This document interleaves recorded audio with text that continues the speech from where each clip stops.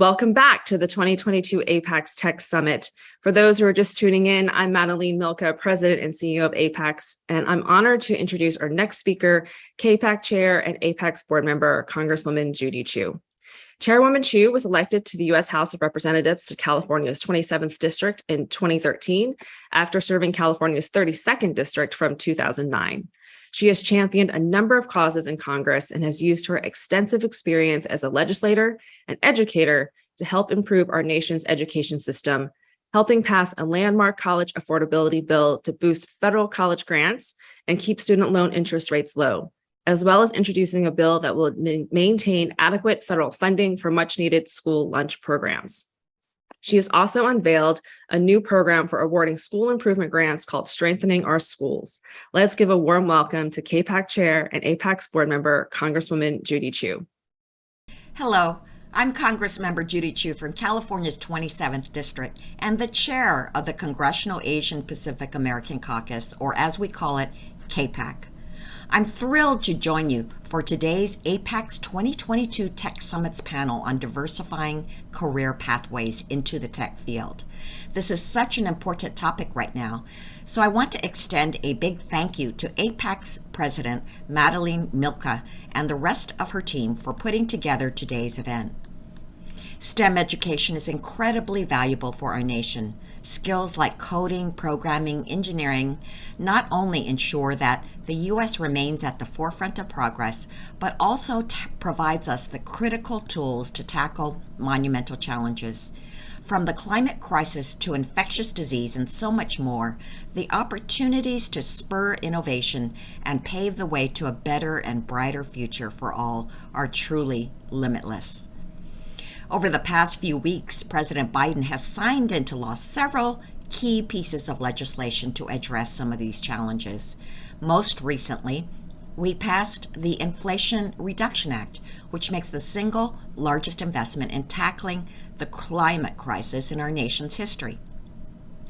The CHIPS and Science Act will also bolster our domestic semiconductor chip supply chain and accelerate research and development to ensure the U.S. remains a global leader in science and technology.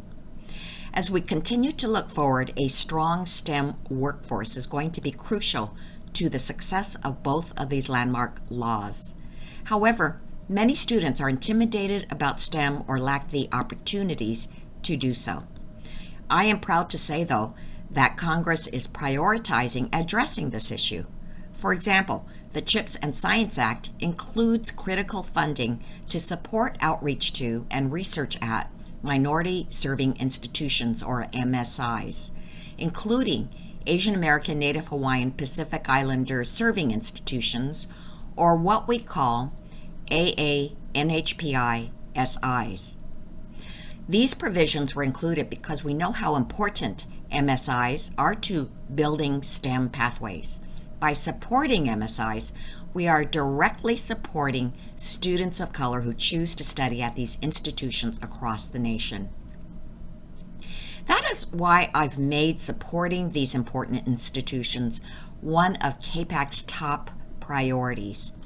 In 2019, when funding for both MSIs and AANHPI-SIs was under threat, I worked with my colleagues in the Tri-Caucus to renew funding for them. Initially, we thought we may only get 2 years of funding, but I'm thrilled to say we secured permanent funding for these institutions, meaning they don't need to be funded each year anymore.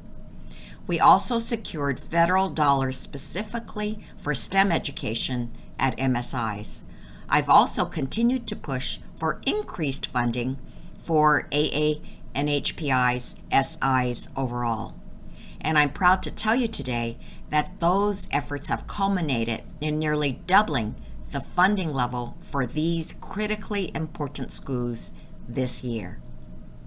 Congress has taken action to support the STEM pipeline in the past few years, but there is so much more to be done, especially on the ground level, as we put all this funding for STEM education to use. That's why I'm so happy that APAICS is hosting today's summit and bringing more attention to how we can best strengthen this pipeline. Thank you for everything you all do to support STEM education within the AAPI community, and have a wonderful summit. Thank you, Chairwoman Chu, for your remarks, for your leadership of CAPAC, and for your continuing support of APAICS. Next, we have a panel entitled Diversifying Career Pathways into the Tech Field. This candid discussion will highlight the gaps that still exist in the education and tech ecosystems that prevent more widespread participation in tech from the most underrepresented communities. Our moderator for this panel is Con Vu. Con joined the Society of Asian Scientists and Engineers, SAS, full-time as the executive director in late 2011. He oversaw the doubling of the collegiate chapters and tripling its membership during his first year of tenure with SAS, which makes it the largest professional Asian American organization in the United States. Welcome to Con and to our panelists. I'm excited to be here with you today. I am Con Vu, the moderator, and I want to introduce our esteemed panelists. First, we have Matthew and Folola Malele, founded the Pacific Islanders Encouraging Fun Engineering, Science, and Technology, P.I.E.F.E.S.T for short, in South San Francisco, California. The nonprofit organization's mission is to improve Pacific Islanders' representation and increase access to science, technology, engineering, and math, STEM for short, related careers. We also have Jennifer Zhao, is a Toyota Motor North America's IT executive leading the mobility production systems transforming in R&D, manufacturing, vehicles and parts, supply chains. That's a lot, a mouthful there. That's a lot of responsibility, Jennifer. Jennifer is responsible for delivering world-class IT solutions to enable Toyota to run the core business operation and exceed customers' expectation in the highly competitive automotive market. Portia Wu is the managing director of the U.S. public policy for Microsoft, where she oversees a team tackling federal policy issues critical to the technology industry and handles policy regarding workforce, skills, and immigration. During the Obama administration, Wu served as Assistant Secretary of the Employment and Training Administration at the U.S. Department of Labor, where she oversaw billions of dollars in federal workforces and training investment. That's a lot of responsibility there. And Weebly leads the content production engineering and operation teams that powers Trailhead, the fun and free way to learn Salesforce. She has been at the company for 7 years, working on the intersection of technology innovation and global impact in various roles. She is passionate about workforce development, non-traditional education, and helping underrepresented groups break into tech. So let's welcome our panelists. Thank you, everyone, for joining us. We have a lot of things to talk about, so let's jump into the questions quickly here. Korn Ferry stated that in tech, the U.S. could lose out on $162 billion worth of revenues annually unless it finds more high-tech workers. Can you respond to this statement and share what your organization is doing with respect to the gap? We'll start with Portia. I think that's absolutely true. And this is why right now, every industry is a tech industry.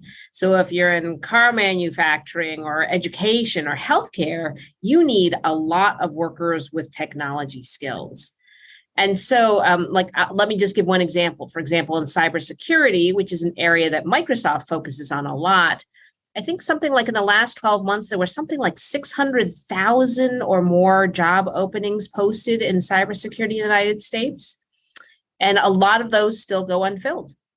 At the same time that we have those openings, we had 3,000 people get cybersecurity associate's degrees in 2020, which is the last year for which we have data. So you can see that's a huge imbalance. Some things that Microsoft is doing to address this, and it's sort of everyone has to come to the table to help work together to address the problem. Education, government, nonprofits, and the corporate sector. And I think something that we're doing that we're really trying to focus on is understanding that there are many pathways to acquiring technology skills. That could be a 4-year degree, but it could be a community college course. It can be online certifications. Can be apprenticeship. It can be programs for transitioning service members. And all of those are things that Microsoft is investing in. And I'll just say one more thing, because I know we have a lot of great contributions from everyone on the team. I think something we've really noticed is we need to find sort of multiple roads in. And that first means K through 12 computer science education, because we know that if young people have a computer science class in high school, they're way more likely, especially young people of color, to go on to study that in post-secondary education. So we've got to have that there. Lots of schools in this country still have no computer science offerings at the high school level, especially to Spanish schools. So we really need to bridge that gap. And then also for people who are later in career, maybe a returning parent, maybe someone who's transitioning from a low wage or service sector job where they just don't feel like they have as much opportunity to get better wages and more skills. So we need to have all of these pathways for individuals to come into the sector, because there's plenty of work to be done.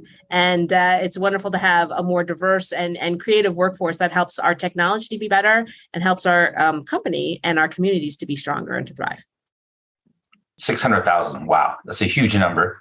And, as you said, we're going to need everybody's hand on deck to make sure that we can fill those jobs. So, Anne, your thoughts?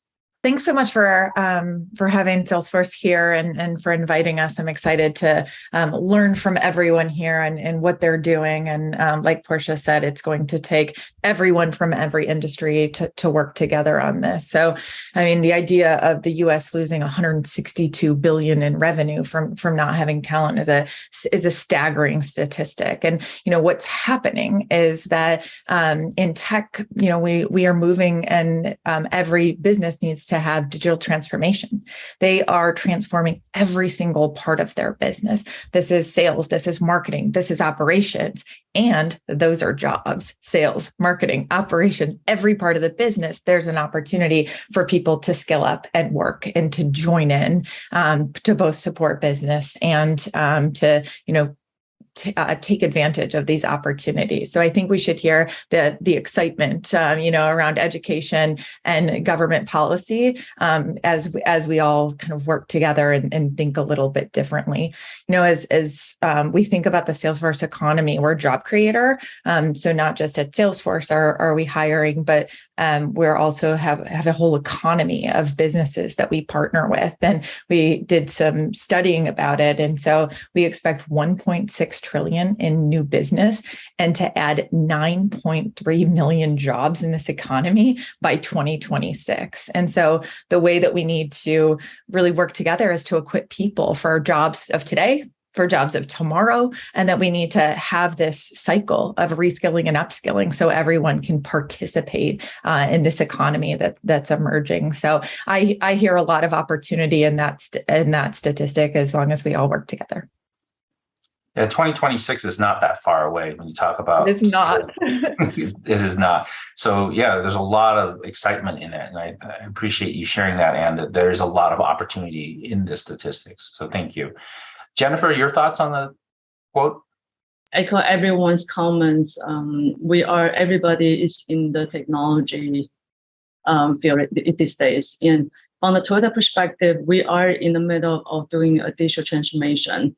We're trying to move from the automotive industry to a mobility industry and transforming the company into a mobility company.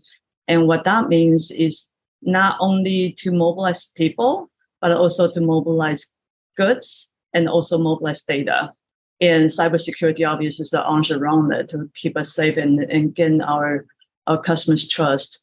And what we're doing though is, echo everybody was saying, we need to start young. And what Toyota is doing now is partnering with the Dallas ISD, the school district, and also the university, and also the West Dallas community, and start a pre-K to STEM school in the Dallas area. And we committed $2 million to get it started. Is really to start a project-based STEM curriculums and provide real-time and real-life examples and practice, and then start young. And we also recently committed $110 million to education and career readiness, because we need more talent and more diverse talent in the workforce. And it is really trying to prepare the workforce of the future by providing a much broader education and getting the next generation ready for the high growth career, which I'm personally in right now. I'm in the tech for my whole career, very excited for that. And also try to address the inequity that we have and that created barriers for to succeed. And that's, I think, is going to help improve the life in United States as well. So that's really from the pre-K to 12. And the other thing that we also did was really focusing on the college.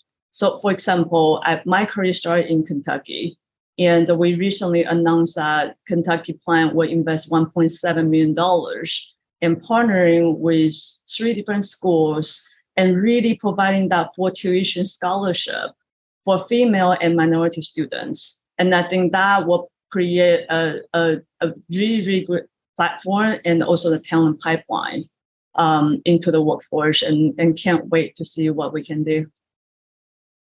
Thank you, Jennifer. That's increasing the pipeline is critical to solving this problem, both at early stage and later stages. And as the previous, Anne and Portia mentioned, that diversifying the pipeline is critical to part of the solution, as you pointed out, Jennifer. Thank you. And talking about diversity, Matthew and Folola, you guys are in the thick of it there in South San Francisco.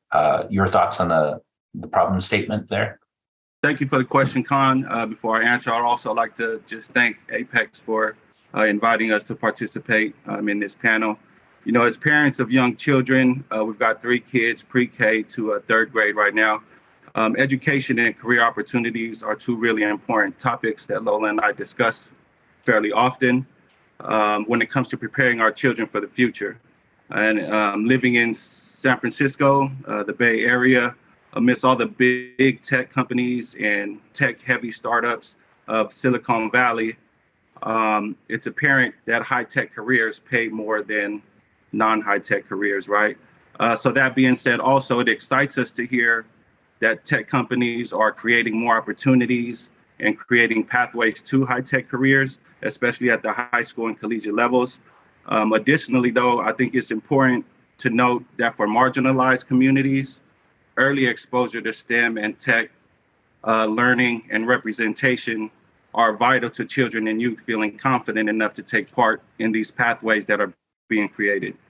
So my wife and I are both first-generation Pacific Islanders, and we come from communities that continue to be underrepresented and underserved, especially as it relates to STEM and tech careers. So we founded this nonprofit organization, P.I.E.F.E.S.T, Pacific Islanders Encouraging Fun, Engineering, Science, and Technology, as a way to help improve Pacific Islanders representation and increase access to STEM-related careers. P.I.E.F.E.S.T, we serve children in grades K through 5, and we intentionally focus on early exposure to STEM learning, and we weave in Pacific Islander culture by connecting STEM concepts to the histories of innovation, ingenuity, and exploration of our ancestors. I also just wanted to echo how excited I am to hear about all of these different opportunities and pathways that, a lot of the companies like Anne and Jennifer and Portia had mentioned are all these intentional ways that they're creating opportunities for our communities. It's really exciting. So. Yeah, it is a very exciting time. All the investment that these organizations are putting into creating the next talent for their workforce, really. And talking about the education, the tech ecosystem, what are the challenges that still exist in the education and tech ecosystems that prevent more widespread participation in technology from the most underrepresented communities? Jennifer, you have some thoughts on that? I'll share a personal experience on this one. I have one kid, and when he's now in 7th grade, but when he was in 3rd grade, and the school was having a career day, so we got really excited, and I showed him the flyers, and I look at the flyer, and my heart sank a little bit because the flyer was in suits and ties. And my first reaction was I told my kid and say, Eliana, don't need to wear a suit and tie to have a successful career. So I think that's the unconscious bias that we still have, that we need to really drive the changes. I cannot stress enough of representation matters. Representation matters a lot. And what image are we showing our next generation is really, really important. And so I talked to my kid about that.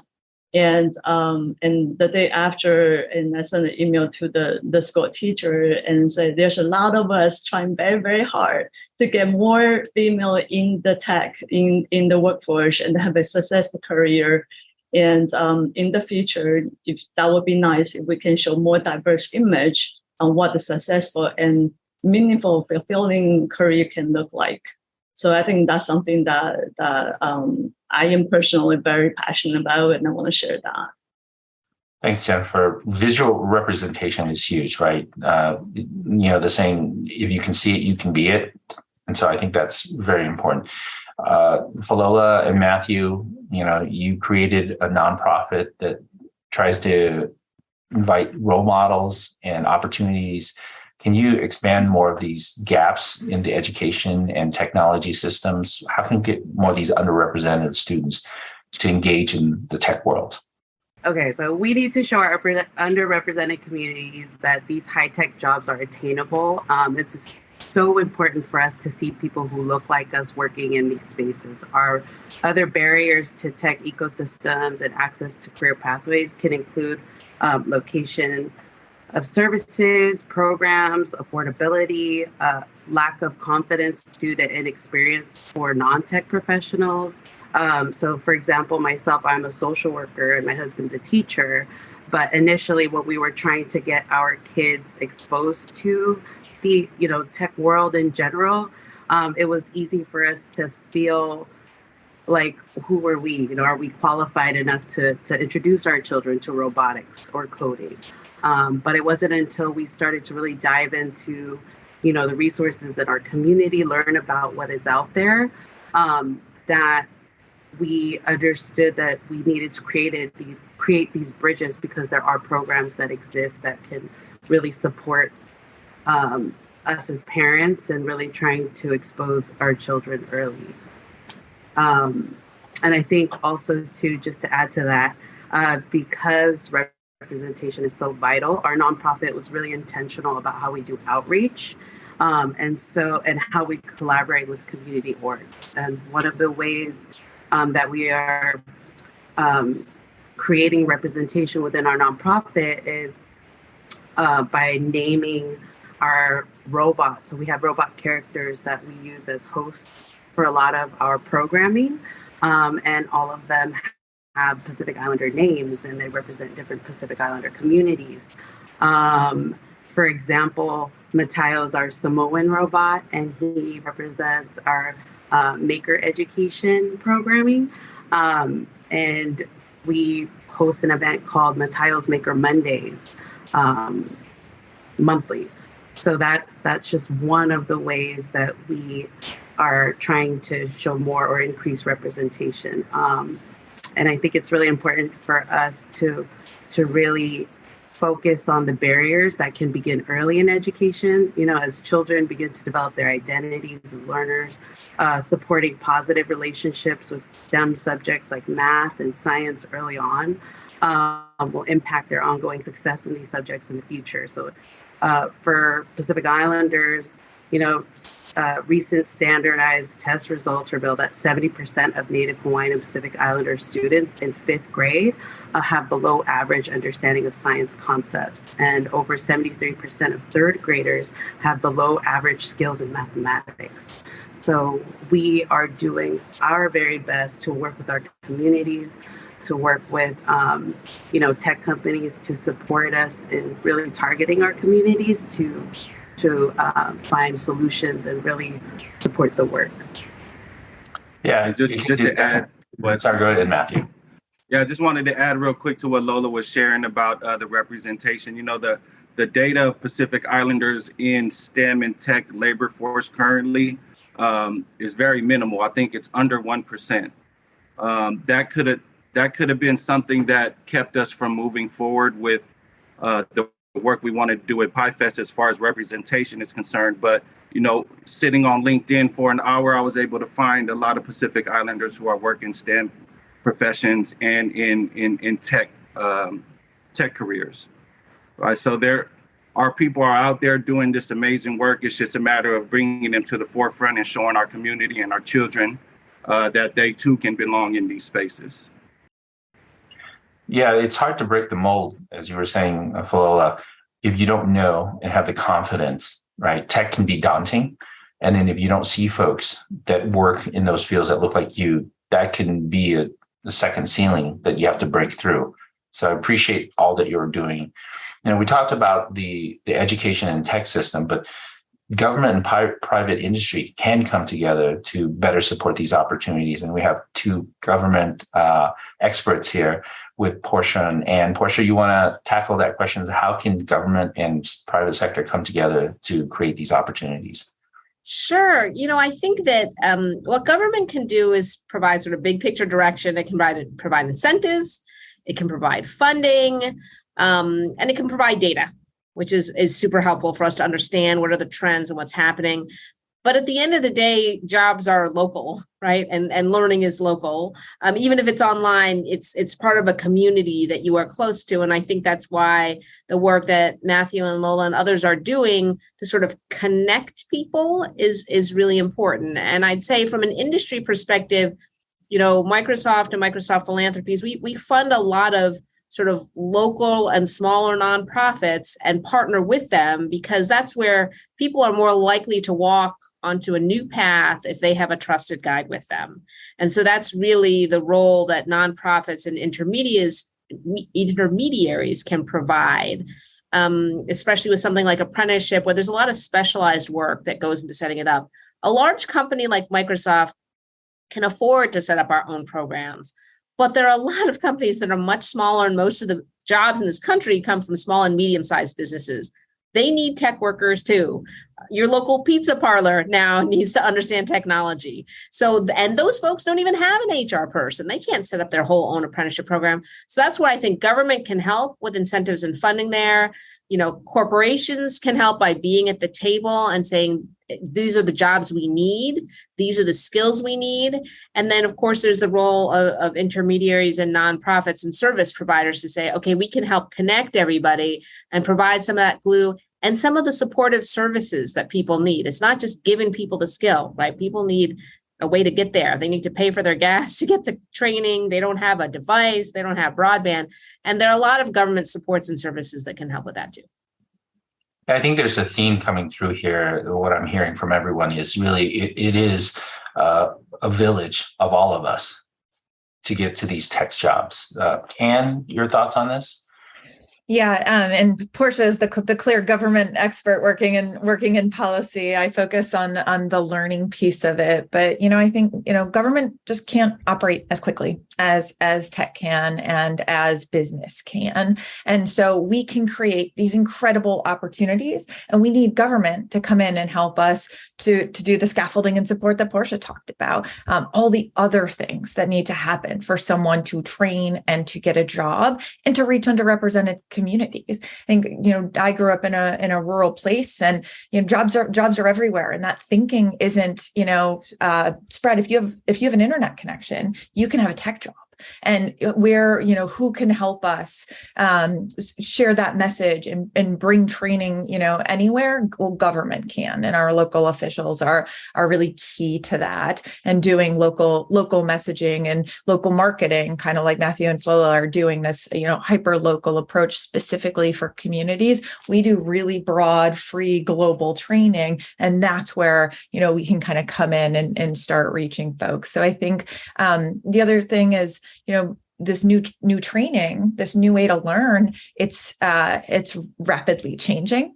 It's smaller chunks. A lot of what government has done is that, okay, here are degree programs and it's 4 years. Well, most people who are upskilling or reskilling can't afford to stop life for 4 years and upskill and reskill. And so we need programs that support these models where maybe it is free, maybe it is, smaller. And how can we kind of together use these micro credentials, as we call them, as building blocks to helping people upskill and reskill to access these jobs. So I do think it's just smaller than these big solutions that we've had around college degrees. And we need to think about ways for people to own their own careers and their own portfolios and to use this technology and some of the more traditional resources as well. It sounds like that there are definitely in the ecosystem of things, the technology is a company like Salesforce can't do it all. Even though you have a huge budget, you can't do everything, especially the infrastructure stuff that you mentioned and the other portions that make it successful. So thank you for sharing that. There are opportunities, insights, and lessons that each one of you have in regards to diversifying candidates and in the tech world, because we know that there is a need. We've mentioned this before. Pacific Islanders among the Asians are least represented in technology. Matthew and Folola, what are some of your insights into how to create, opportunities for these truly underrepresented folks?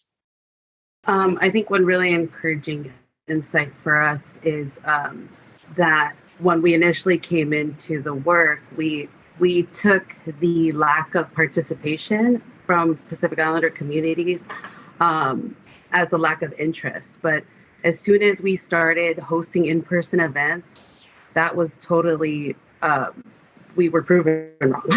Our registrations have hit max capacity that we started having to put people on wait lists.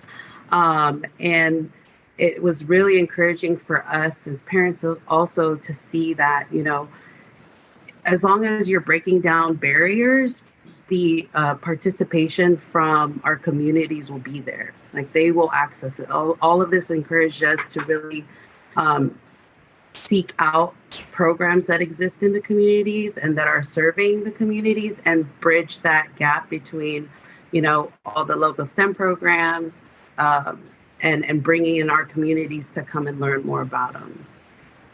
Yeah, like Lola was sharing, I think it's one of the things that we've learned is how critical collaborations and partnerships are to the work that we're trying to do as P.I.E.F.E.S.T.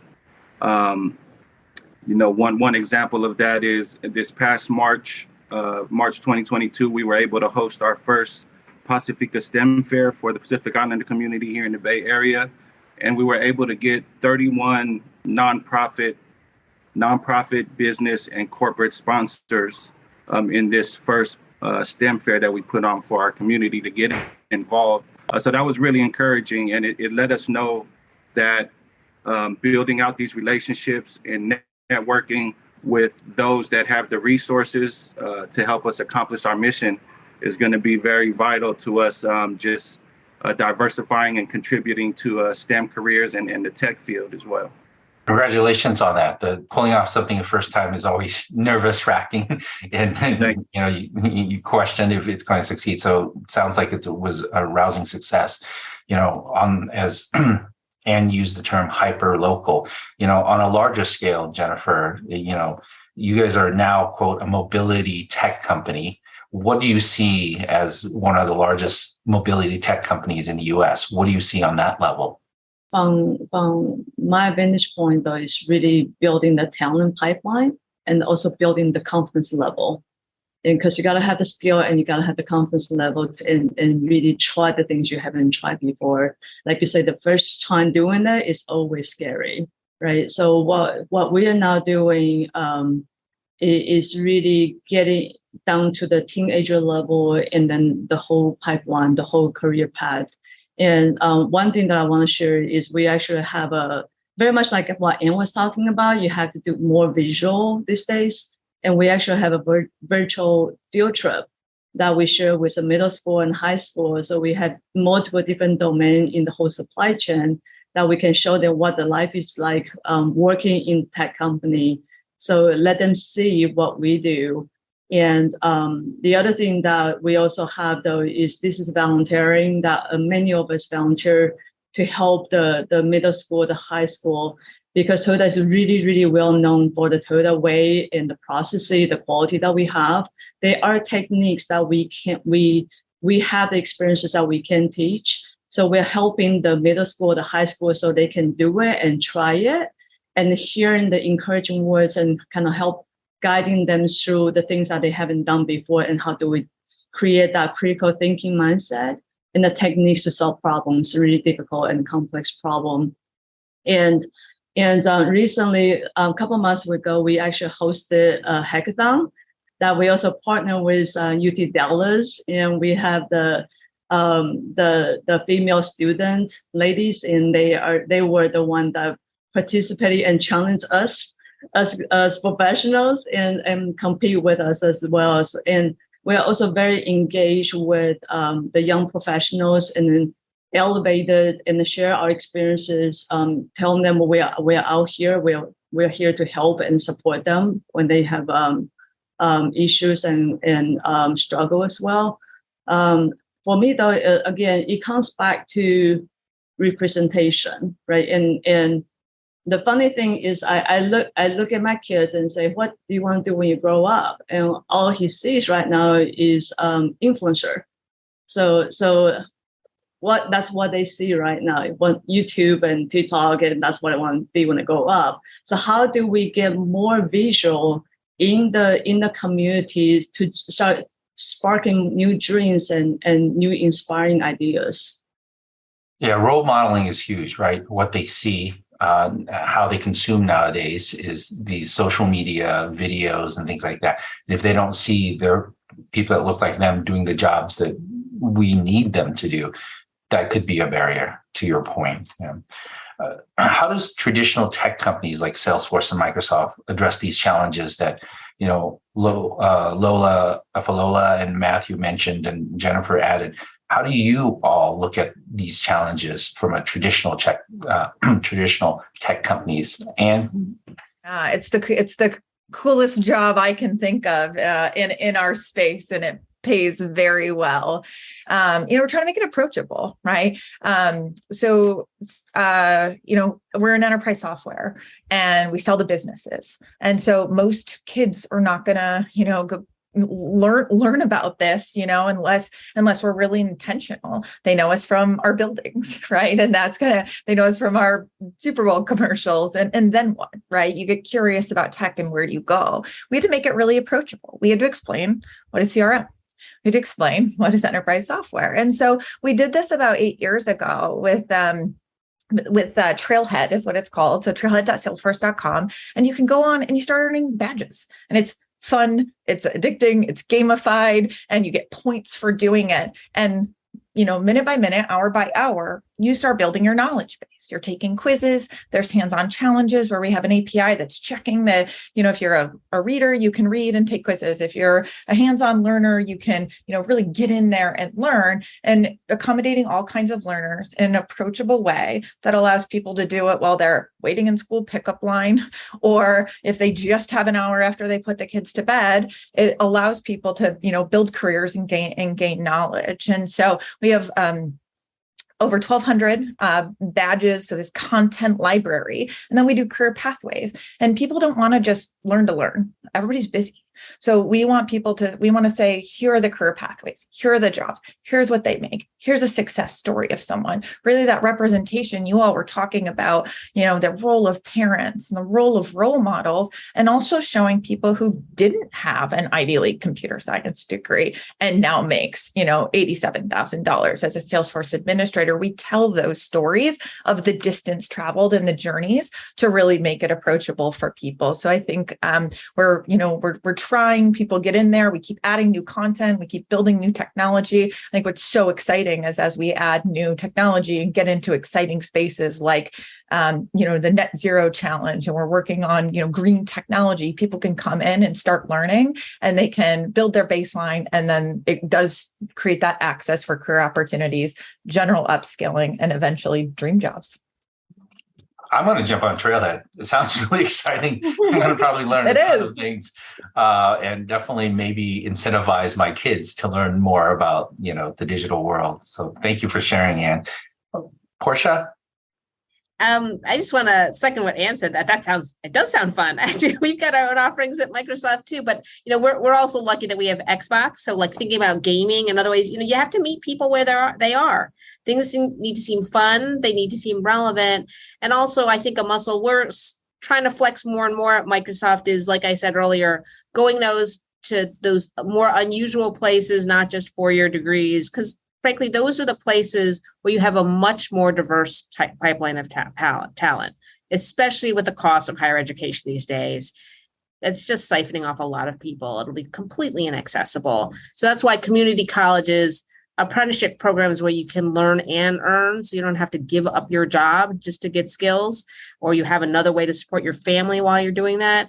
And for a lot of transitioning veterans, we've been doing programs before they exit the military. So that way people can hit the ground running with a good paying job and other opportunities. So that's a lot of what we've been focused on. And it reminds me of the saying that if you're doing the same thing and expecting different results, the people call that dumb or something like that, I guess. But we have to look outside of the box, to your point, Portia, right? Non-traditional, non-4-year degree veterans, people who got out of the system some way or somehow, to bring them back into the technology that we need them to have and the skills that we need them to have. So that's a great point. We're closing up on our wrap up here, and we're great on time. But before we wrap up, I'd love to hear last thoughts from you about this bigger challenge of, what would you like the audience to leave with? So we'll start with Matthew and Folola. What would you like the audience to learn? First of all, before we close, APAICS, thank you again for giving us the platform to share about P.I.E.F.E.S.T and the work that we're doing. And also thank you, Con, for facilitating the discussion. We're honored to be on this panel and share space with individuals like Jennifer, Portia, and Ann, who are trying to create pathways for communities that are underrepresented in tech. So thank you. We're very grateful. I think if there's one thing that I'd like for folks to know is that, we need your help, I guess, is what I'd like to say, in the form of, supporting with resources, or just getting folks involved in the work that we're doing, and trying to expose young children to STEM learning and the tech field early on in their life. So if it is, I'll just leave it. You can contact us on those avenues. And just to add, I think with all of the exciting new ways that communities can get involved with tech pathways, I think that if there's one message I would like to share is that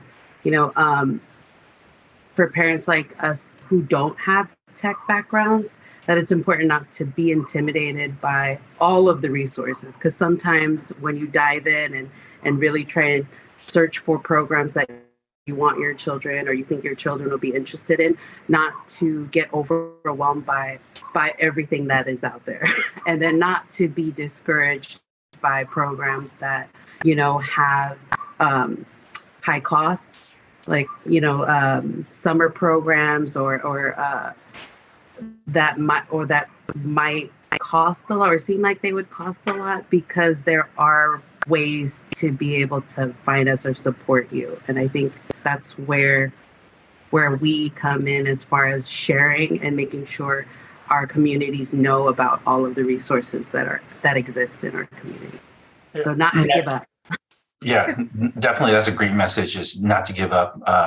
It's kind of interesting. Both my wife and I are tech folks, and my son doesn't want to go in tech. So maybe not having a tech degree your kids will rebel and want to go in tech, right? It's the reverse psychology. But I think that's a great point, that we should approach technology with some confidence, because we use it all the time, and not let that be a barrier. And Matthew, I'm going to reach out to you. So you're going to get a reach out from me as somebody who runs, one of the largest Asian American career fairs for STEM. We're going to definitely talk. So thank you. Looking forward to it. Yeah, we'll definitely connect afterwards. Jennifer, your parting thoughts? Again, thank you so much for the opportunity to allow us to have a platform to share our story and our experiences with everyone. Again, thank you. My departing thoughts is really, it takes a whole village, like you said, Con, and be able to drive the changes. It's going to take all of us to get our hands in and lean in and help and elevate all of us, right? And really use our voice and show up and share our story. I think sometimes it's also share our struggles, because otherwise a lot of the lesson learned, the bigger the problem I had, the bigger the lesson I learned. and it's helpful to share those struggles that we have, and really to build up the confidence and use our voice to help them and help everyone around us in the community. And again, it really comes back to what are we going to do to drive the changes. My dream really is the next generation not only want to be an influencer, but to be the innovator influencer. I think that will be a very, very cool thing to see if we can drive that changes. You mentioned authenticity. I think that's important. Some of the stories that Matthew and Folola shared, being very authentic, right? And that's the young folks really want us to be authentic, but then really not only own the skill sets, but to your point, be the change agent, be the innovators of the next century. Because, the statistics I keep reading is that the jobs in 20 years, they don't exist now. So they need to create those jobs. So thank you, Jennifer, for sharing. And Anne, your thoughts?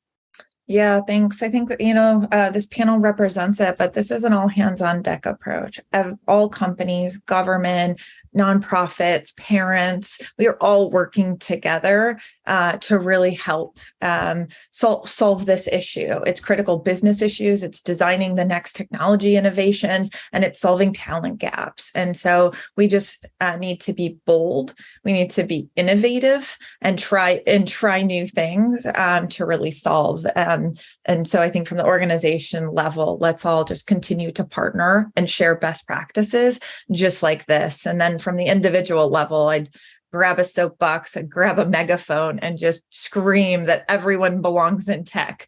You do not have to have a technical background. You do not have to have a traditional background. You are welcome and you are needed in tech. So I love that, your son knows that it's available to him and right now doesn't want to. It'll be interesting to see where his career goes, but everyone knowing that it's an option for them and that it's an opportunity, and there's so many ways to get in, I think is just an imperative right now. Yeah, thank you for the rallying cry. We need that because the challenge is grand, and we need, as to your point, all hands on deck right now. So I appreciate the message, and I appreciate challenging our audience to think how they can be part of the solution. Portia, you got the last word. Well, I was going to say something like what Ann did, which is basically come on in, the water's warm, right? And also technology is in the image in which we create it. If we don't have a diverse set of people at the table, our technology tools will not be diverse and will not serve all people in all communities. And so that's why it's so important. But as Ann said, they're all types, it takes all types. Bill Gates didn't finish college. Lots of the biggest tech companies in this country were founded by people who didn't finish college. People shouldn't think that's a barrier. They shouldn't worry that it's too late. So if your mom, your grandma, whoever wants to come on in, we're open and we'd love to talk. It's definitely a welcoming door. Thank you very much, Portia. Again, it's been a pleasure being on the panel with everyone.